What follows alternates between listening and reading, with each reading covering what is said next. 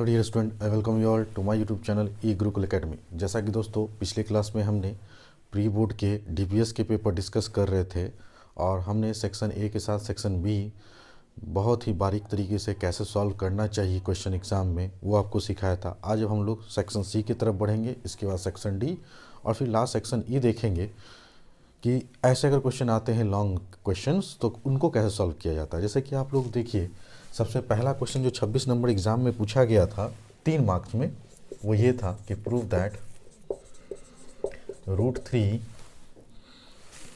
Is an irrational number. तो अगर ये हमें आया एग्ज़ाम में दोस्तों, और ये आएगा ही आएगा, नेक्स्ट जो प्री बोर्ड होने वाला है उसमें भी आएगा कि आपको कोई एक ना एक रैशनल नंबर प्रूफ करने के लिए दिया जाएगा।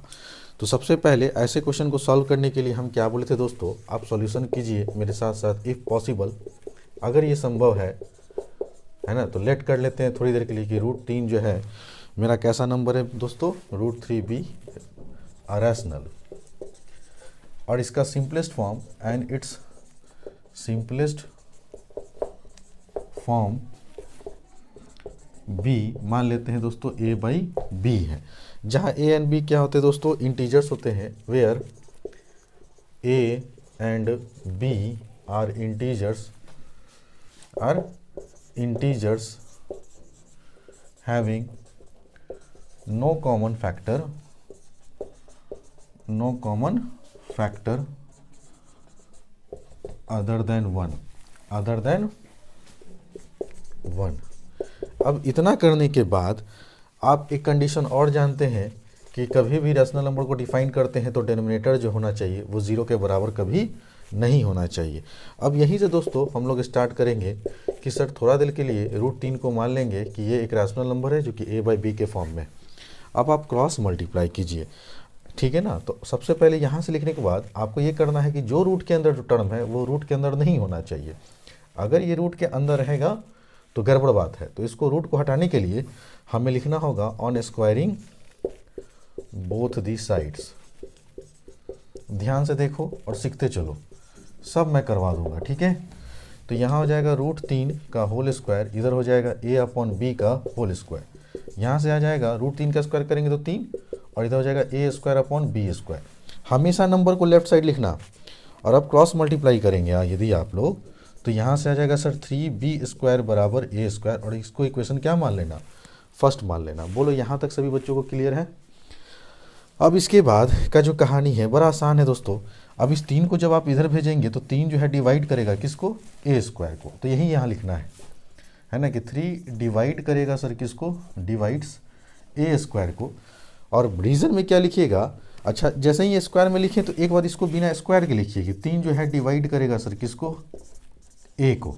और यहाँ रीज़न लिखना है कि देखो ध्यान से कि 3 जब इधर गया तो a² को डिवाइड किया। कहने का मतलब मेरा ये है ना दोस्तों कि 3b² है बराबर a²। तो इधर भी है ना 3 से डिवाइड करो और इधर से भी 3 डिवाइड्स करो।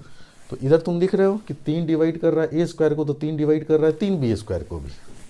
तो 3 डिवाइड्स 3b²। और फिर यहाँ से लिखना कि 3 इज अ प्राइम, 3 एक क्या है दोस्तों, प्राइम है।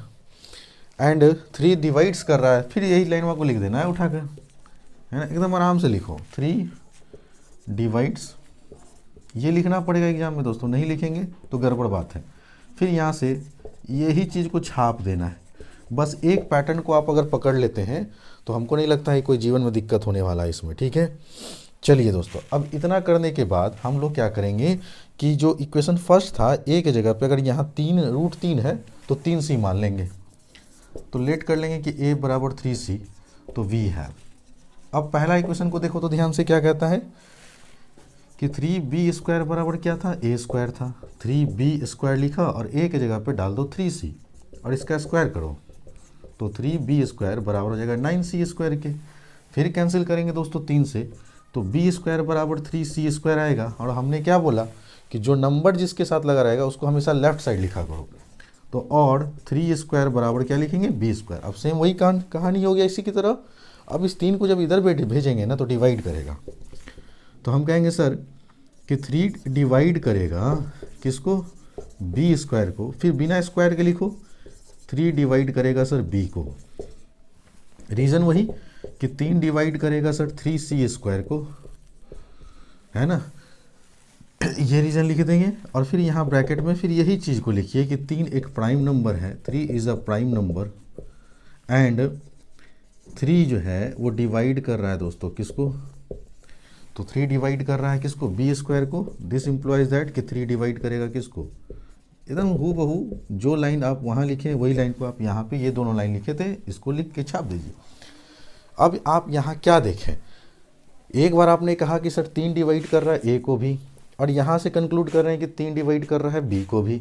तो इसका मतलब क्या है कि ए और बी का कॉमन फैक्टर हमने तो 1 माना था कि 1 के अलावा ए और बी का कोई अदर कॉमन फैक्टर नहीं हो सकता है, लेकिन यहाँ पे आपने प्रूफ कर दिया कि नहीं, 1 के अलावा एक और कॉमन फैक्टर है जो कि है 3। तो यहाँ पे कंट्राडिक्ट किया हमारा फैक्ट, और ये कंट्राडिक्शन क्यों राइज हुआ, बाय अज्यूमिंग दैट √3 क्या है मेरा, रैशनल नंबर है। तो इसके बाद की कहानी जो 4 लाइन का स्टेटमेंट है ना, जब तक वो नहीं लिखोगे एग्जाम में नंबर नहीं देगा टीचर, ठीक है। आइए, है ना, तो हम कहेंगे इसके बाद, है ना, रब कर रहा हूँ दोस्तों, ध्यान से देखना, लास्ट का स्टेटमेंट ही मेन है, ठीक है। चलो ध्यान से देखो, तो हम क्या बोलेंगे सर, लास्ट का जो लाइन लिखना रहता है वो ऐसे लिखेंगे, है ना, दस 3 is a common factor. Common factor आ गया किसका किसका दोस्तों, ए एंड बी का, ठीक है। बट ये तो कॉन्ट्राडिक्ट कर गया, but this contradicts the fact that A and B have no common factor other than 1, ठीक है। The contradiction arises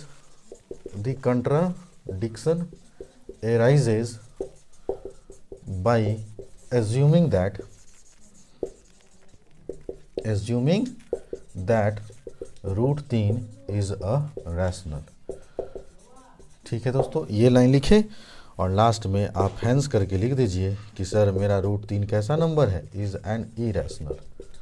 और जैसे ही आप ये चीज़ लिखिएगा आपके एग्ज़ाम में आपको एग्जामिनर 3 मार्क्स फुल दे देगा। उम्मीद करता हूँ सारे बच्चों को बहुत अच्छे से समझ में आया होगा। और अगर आप मेरा रियल नंबर का प्लेलिस्ट वीडियो नहीं देखें तो आप प्लेलिस्ट में जाएं और वहाँ से रिवीजन करना शुरू कर दें, क्योंकि मैं जो पढ़ाया हूँ, ठीक है ना, उससे बाहर कभी नहीं आएगा, ये मेरी पर्सनल गारंटी है दोस्तों। इसके बाद हम लोग सेकंड क्वेश्चन को डिस्कस करने वाले हैं।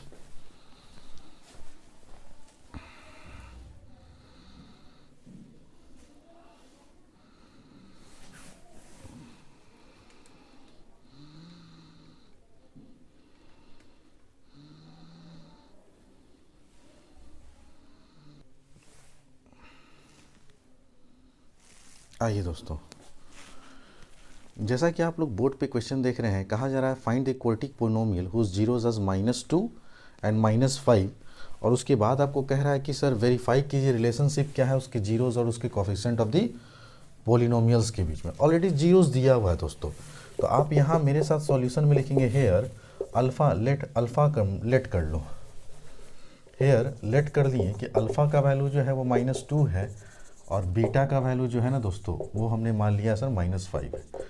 तो जब भी अल्फ़ा मालूम बीटा मालूम तो हमको सर सम ऑफ जीरोस चाहिए, मैंने अल्फ़ा प्लस बीटा कितना होगा, तो अल्फ़ा की जगह -2 प्लस है तो +2, बीटा की जगह पे -5 है ना, तो इसको जब सॉल्व करेंगे तो -2 -5 जो कि हो जाएगा -7। अब प्रोडक्ट निकाल लो, अल्फ़ा इंटू बीटा, दोनों को गुना करो दोस्तों, तो -2 का गुना जब -5 में होगा तो माइनस प्लस 10 हो गया। अब सब मालूम है, प्रोडक्ट भी मालूम है, ठीक है। तो हमको कहा गया कि पोलिनोमियल बताइए, क्वाड्रेटिक पोलिनोमियल बताइए। नाउ लेट कर लो कि सर px बराबर होता है, क्वाड्रेटिक पोलिनोमियल का स्ट्रक्चर याद है ना आप लोग को, x² minus alpha plus beta into x plus alpha into beta. अब इसमें बैठा दो, x² अल्फ़ा प्लस बीटा कितना है -7, तो इसको प्लस कर देगा, और x था तो x लगा दो, अल्फ़ा इंटू बीटा +10 है तो आंसर +10, और ये आपका बन के तैयार हो गया पहला पार्ट का आंसर कि क्वाड्रेटिक पोनोमियल निकालना था, क्वाड्रेटिक पोनोमियल निकाल लिया। अब इसके बाद रिलेशन वेरीफाई करना रहता है तो बड़ा इजी है सर, है ना। हम लोग जानते हैं सिंस सम ऑफ जीरोज़ क्या होता है दोस्तों, तो सम ऑफ जीरोज़ में हम लोग इन दोनों को देखिए कितना है -7, तो यहाँ -7 लिखो। क्या ये बराबर है क्या minus coefficient of x और अपॉन में होता है दोस्तों coefficient of x square. Check करना तो थोड़ा बढ़िया से, है ना। तो यहाँ माइनस है तो आप माइनस दिए, एक्स का कोफिशिएंट देखो तो यहाँ से कितना है 7 है, 7 तो, और एक्स स्क्वायर का कोफिशिएंट कितना है 1, तो आ रहा है दोस्तों -7/1 मतलब -7, एकदम फर्स्ट क्लास। अब हम लोग प्रोडक्ट ऑफ जीरोज़, तो प्रोडक्ट ऑफ जीरोज़ ऑलरेडी आप लोग ने निकाल रखा है, कितना है सर 10 आया है। और ये क्या होता है दोस्तों, याद कीजिए कांस्टेंट टर्म लिखते थे ऊपर में आप लोग और अपॉन नीचे में लिखा था दोस्तों coefficient of x square. इसको भी एक बार वेरीफाई करो सही है कि नहीं। कांस्टेंट टर्म देखो तो कितना है यहाँ पे 10 है और एक्स स्क्वायर का कोफिशिएंट 1 है, तो 10/1 मतलब कितना 10, हेंस क्या चीज़ वेरीफाइड। तो कुछ क्वेश्चन आप देख रहे होंगे कि सर लेंदी है, तो कुछ क्वेश्चन बहुत ही, है ना, फास्ट बनेगा, समझ रहे हैं दोस्तों। So please take your time.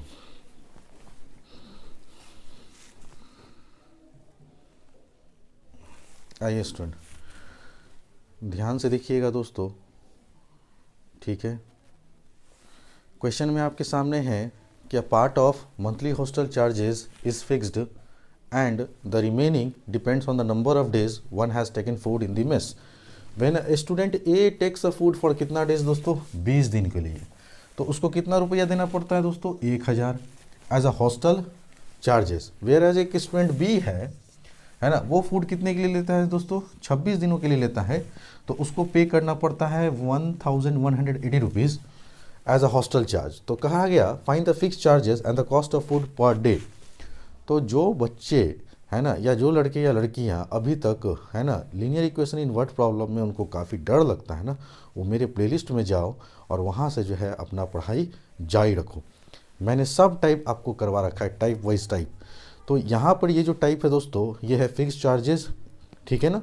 तो हॉस्टल का जो चार्ज है वो फिक्स्ड है कि आपको अगर मान लीजिए कि 3000 रुपया हॉस्टल का चार्ज है तो 3000 तो आपको देना ही पड़ेगा। बाकी डिपेंड करेगा कि आप कितने दिनों के लिए हॉस्टल में भोजन खाएं, फूड आपने कंज्यूम किया, ठीक है। तो उस हिसाब से आपको मैंने बताया था कि फिक्स चार्ज को x मान लो and cost of food per day का मान लो y रुपीज़। तो आप यहाँ से सॉल्व करेंगे, लेट दी, है ना, let the fixed charges B rupees x and that of cost of food per day, है ना, बी रुपीज़ वाई हमने मान लिया। अब धड़ अकॉर्डिंग टू क्वेश्चन हम लोग सॉल्व करेंगे। सर पहले केस में क्या बोला, हॉस्टल चार्ज फिक्स है, एक दिन में अगर आप एक दिन के लिए खाना खाते हैं तो आपको वाई रुपया देना पड़ता है। आपने कितने दिन के लिए पहला केस में खाना खाया है 20 दिन के लिए, तो 20 वाई। अरे एक आम का दाम वाई रुपया, तो 20 आम का दाम 20 वाई रुपया, तो यहाँ 20 वाई और टोटल खर्च मिलाकर आपको कितना देना पड़ रहा है दोस्तों 1000। ये हो गया पहला ही क्वेश्चन। एंड सेकंड बनाओ। सर सेकंड केस में भी तो हॉस्टल चार्ज फिक्स है, लेकिन अब जो है एक दिन का अगर हमारा खर्च है वाई रुपया, 26 दिन के लिए खाना खाएंगे तो 26 वाई देना पड़ेगा हमको, और इस केस में 1180 रुपया लग रहा है। ये हो गया इक्वेशन नंबर सेकंड।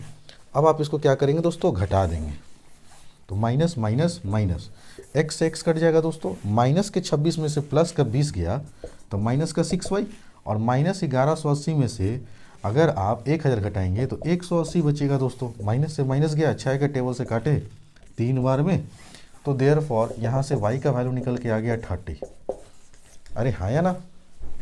अब इस y का वैल्यू पुट कर दो किसी भी क्वेश्चन में, तो on putting y is equal to 30 in equation first we get, तो क्या मिलता है दोस्तों, पुट करो यार, x प्लस 20, y के जगह पे हमने 30 पुट किया और ये बराबर हो गया 1000 के, तो x प्लस 3 2 जा 6 और उस पर 2 जीरो बैठा दो, बराबर 1000 रुपया। तो यहाँ से देयरफॉर x का वैल्यू निकालेंगे दोस्तों तो 400 रुपया आ गया। और यही आपसे क्वेश्चन में पूछ रहा था कि आप बताइए फिक्स चार्जेस हॉस्टल का कितना है, तो हॉस्टल का फिक्स चार्ज है 400 रुपया और सर पर डे जो कॉस्ट ऑफ फूड है उसका खर्च क्या है, तो हर दिन अगर आप खाना खाते हैं तो आपको 30 रुपया देना पड़ेगा। बात समझ रहे हैं दोस्तों। ये क्वेश्चन काफ़ी इजी था। इसी क्वेश्चन में कहने का मतलब डीपीएस का ये पेपर है दोस्तों 28 तारीख के शिफ्ट का जो है 28 नंबर क्वेश्चन है, ठीक है ना। और इसके में एक और कर भी था, तो आप चाहिए तो ये बना सकते थे, नहीं तो अब मैं जो बता रहा हूँ वो भी आप बना सकते थे। सो आइए अब इसका हम लोग और वाला पार्ट को देखते हैं।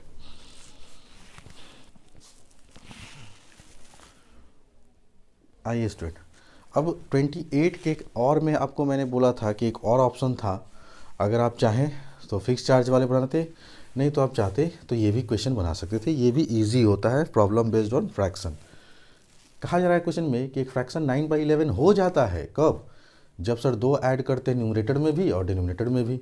सेकंड केस में कहा जा रहा है कि अगर 3 ऐड करते हैं न्यूमरेटर में भी और 3 ऐड करते हैं डिनोमिनेटर में भी, तो भी फ्रैक्शन कितना होता है दोस्तों, 5/6 हो जाता है। तो फाइंड द फ्रैक्शन। तो सबसे पहले आपको मैंने बोला था जब भी क्वेश्चन आए फ्रैक्शन वाला, तो इसमें 2 ही चीज़ होता है दोस्तों, एक होता है न्यूमरेटर, तो let the numerator be x and that of denominator है ना बी y। अब अकॉर्डिंग टू नहीं, अब यहाँ पे देयर फॉर रिक्वायर्ड फ्रैक्शन निकालो कि सर मेरा रिक्वायर्ड फ्रैक्शन क्या होगा, तो रिक्वायर्ड फ्रैक्शन हो जाएगा दोस्तों x/y। अब यहाँ से सर अकॉर्डिंग टू क्वेश्चन जैसे जैसे बोलता है वैसे वैसे करो। कहा जा रहा है क्या चीज़, पहला केस में कि अगर 2 ऐड करते हैं न्यूमरेटर में भी और डिनोमिनेटर में भी, तो सर 2 न्यूमरेटर में भी ऐड किया, 2 डिनोमिनेटर में भी ऐड कर दिए, तो आंसर हो जाता है 9/11। क्रॉस मल्टीप्लाई करना, 11 का जब x में गुना होगा 11x, 11 का जब 2 में गुना होगा 22, 9 का जब y में गुना होगा 9y, और 9 2 ज़ा 18। x वाले और y वाले को एक तरफ, कांस्टेंट को एक तरफ करो। 11x माइनस का 9y और प्लस 22 उधर जाएगा, तो माइनस का 22। फाइनली 11x माइनस का 9y बराबर हो गया, 12 में से 8 गया 4, माइनस का 4, और आप इसको इक्वेशन फर्स्ट मान लीजिए। नाउ अब क्वेश्चन देखो दोस्तों, सेकंड केस में क्या कहता है सर कि अगर हम 3 ऐड करते हैं न्यूमरेटर में भी और डिनोमिनेटर में भी, 3 ऐड कर देते हैं, तो फ्रैक्शन हो जाता है 5/6।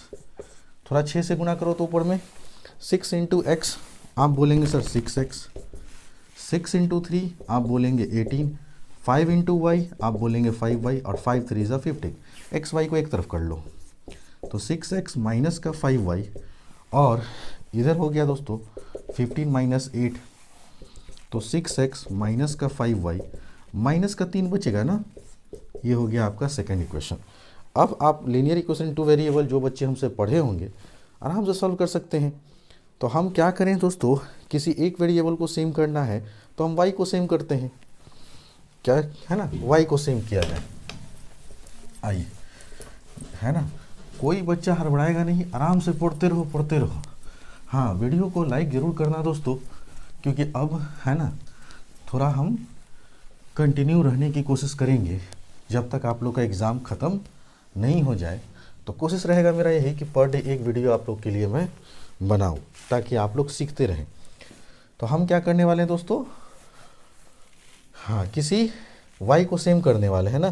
तो यहाँ y का कोफिशिएंट 9 है, यहाँ y का कोफिशिएंट 5 है, तो सेकंड इक्वेशन को 9 से गुना कर दो, फर्स्ट इक्वेशन को 5 से गुना कर दो। तो देखो 11x माइनस का 9y बराबर माइनस का 4 था, ठीक है। तो ऑन मल्टीप्लाइंग, है ना, ऑन मल्टीप्लाइंग, ठीक है, equation first by 5 on both the sides, दोनों तरफ मल्टीप्लाई करो, वी गेट क्या मिलेगा दोस्तों, देखना ध्यान से। सर 5 से जब मल्टीप्लाई करेंगे तो 11 5 जा 55, 9 5 जा 45, 5 4 जा 20। ये हो गया आपका थर्ड इक्वेशन, ठीक है ना। ऑल्सो अब आप इक्वेशन है ना सेकंड को मल्टीप्लाई करेंगे कितने से दोस्तों, 9 से।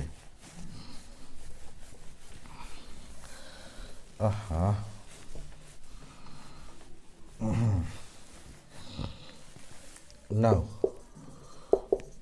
multiplying equation second by 9 on both the sides we get, ठीक है। सारे बच्चे का जब लास्ट का 1 महीना बचेगा और जैसे ही सबका स्कूल ख़त्म हो जाएगा, जो घर पर बैठे होंगे वो सिर्फ इस चैनल पे आके है ना अपना रिवीजन तैयारी करना मेरे साथ साथ शुरू कर देना, बहुत एडवांटेज मिलेगा। ठीक है ना, आप सोच भी नहीं सकते हैं कि आप 1 महीने में आप पूरे 1 साल की पढ़ाई बहुत आसान तरीके से मैं करवाऊँगा, चाहे वो मैथ हो, चाहे फिजिक्स हो, चाहे वो केमिस्ट्री हो, मस्त। इसलिए एकदम मस्त होके पढ़ना। सर 9 से जब गुना करेंगे दोनों तरफ से तो 9 6 जा आपने बोला सर 54x, ठीक है, माइनस 9 5 जा आपने बोला 45y और 9 3 जा आपने बोला 27। ये हो गया आपका इक्वेशन नंबर 4। थर्ड और 4 को देखो ध्यान से, यहाँ सर 45 होगा, ठीक है ना, 5 से गुना किए ना। तो अब y वाला दोनों कोफिशिएंट क्या हो गया, सेम हो गया, घटा दो। तो हम क्या करेंगे दोस्तों, 3 में से 4 को घटा देंगे तो 55x माइनस का 45y बराबर है माइनस का 20। फिर है सर 54 का x माइनस का 45y बराबर है माइनस का 27। घटाओ, माइनस प्लस और प्लस, ये और ये कट गया। देखो सर पॉजिटिव का वैल्यू बड़ा है, निगेटिव का वैल्यू छोटा है, 55 में से 54 जाएगा तो खाली x से ना बचेगा। इधर दोनों को देखो ध्यान से, प्लस 27 है और इधर माइनस 20 है तो प्लस का 7 बचेगा दोस्तों। यहाँ से आपने x का वैल्यू निकाल लिया। अब इस x का वैल्यू किसी भी एक इक्वेशन में डाल दो, तो हम सेकंड इक्वेशन में डालते हैं दोस्तों, ठीक है, या पहले भी इक्वेशन में डाल सकते हो, किसी में डाल दो, आंसर तो आना ही आना है ना। तो डरो नहीं, देखो सॉल्व करो, पढ़ेगा लड़का तब ना, रिवीजन करते रहिए, रिवीजन करिएगा सबसे बनेगा, नहीं रिवीजन करेंगे दिक्कत होगा। तो अब आप लिखेंगे on putting x is equal to 7 in equation first. चलो सर इक्वेशन फर्स्ट क्या था, आप बोलेंगे सर 11x माइनस का 9y बराबर माइनस का 4 था ना। x का वैल्यू आपने 7 पुट कर देना यहाँ पे, तो 11 इंटू एक्स का हमने वैल्यू पुट किया 7। आराम से सॉल्व कर रहा हूँ ताकि आप लोग को समझ में आए। 11 7 जो होता है दोस्तों 77 माइनस का 9y माइनस का 4। अब ये प्लस 77 को उधर ले जाओ तो बचेगा माइनस का 9y माइनस का 4 और माइनस का 77। तो माइनस का 9y बराबर माइनस का 81। माइनस से माइनस गया दोस्तों, 9 के टेबल से 9 बार में चला जाएगा, तो आप यहाँ पे क्या बोलेंगे, y का वैल्यू कितना आ गया सर, 9 आ गया। ठीक है ना, तो आपको तो रिक्वायर्ड फ्रैक्शन चाहिए था, तो क्या दिक्कत है, आप लिखेंगे sir required fraction x upon y. x कितना था दोस्तों 7 और y कितना था दोस्तों 9, and this is your answer for the question number 28 which is given in the option odd. Clear दोस्तों, आगे हम लोग फिर से बढ़ते हैं, प्लीज टेक योर टाइम।